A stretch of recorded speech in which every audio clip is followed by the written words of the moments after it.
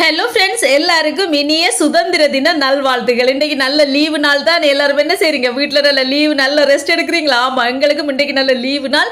Leave நாள் என்று சொன்னாலே பார்த்தீங்கன்னா எல்லா வேலையும் மெதுவாக பைய தான் நடக்கும். அந்த மாதிரி தான் இன்றைக்கு எங்கட நாளும் போச்சுது. இன்றைக்கு மதியம் என்னென்ன சமைச்சிருக்கேன்னு சொல்லி பார்த்தீங்கன்னா, சோறு வடிச்சிருக்கேன். நாங்களாம் குத்தரிசி சோறு தான் வடிச்சிருக்கேன். அதுக்கு பிறகு ஒரு துண்டு கோவா இருந்துச்சா, அதை பருப்பும் போட்டு சூப்பராக ஒரு பால் கறி வச்சாச்சு.